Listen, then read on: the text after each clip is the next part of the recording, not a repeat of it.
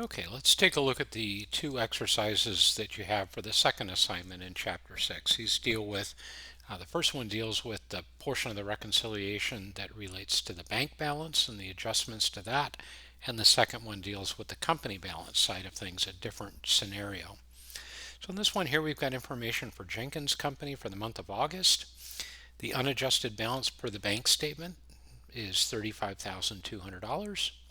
And then we've got a bunch of different information here that can help us with the reconciliation.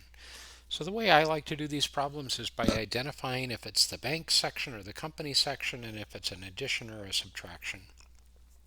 So first we got deposits in transit on August 31st were 3570. That's something that we knew about that the bank did not.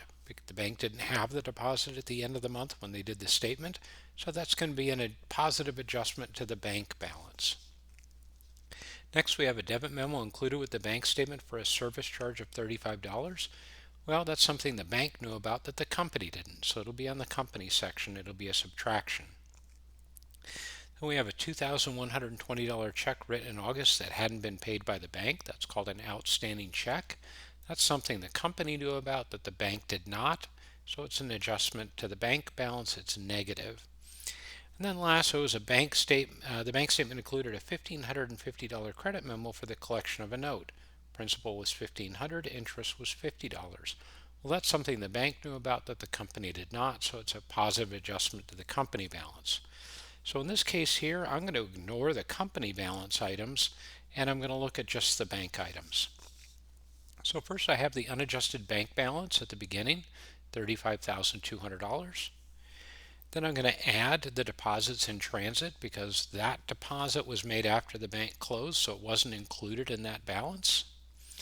And then I'll subtract the outstanding checks. Those are checks I wrote that the bank hasn't seen yet, so I subtract that. And I get a true or adjusted balance of $36,830. So the next problem deals with, as I mentioned, the company section, and there's a lot more things going on here. So Burson Company had an unadjusted cash balance of $8,120. Now that's a company balance. That's off our check register. Company's bank statement, also dated April 30th, included a $200 NSF check. So that's a check that one of their customers wrote to them. They deposited it in the bank, and then when it was presented for payment, they didn't have enough money in their account, so the check bounced. So that's a negative adjustment to the company section because the bank knew about it. They took it back out of our account, but we didn't know about it yet.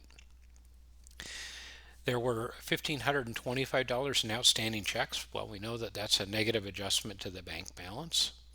And $900 in deposits in transit, which is it's a positive adjustment to the bank balance.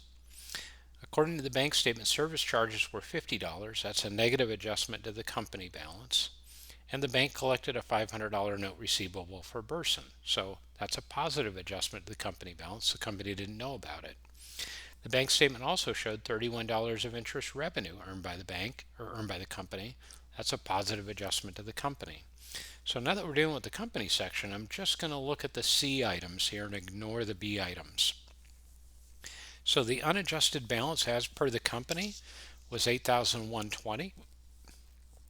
We add the note collected by the bank and we add the interest that was earned. Those are the two positive adjustments. So I get $531 positive adjustments. And then I have negative adjustments. That NSF check, they took the money out of my account, so that reduces my balance, my cash balance. And then the service charges reduce my balance. So I've got a negative 250 total. So I add these numbers up here and I get a true balance or adjusted company balance of 8401. Hopefully you found that helpful. Good luck with your homework, and please email me if you have any questions. Thank you.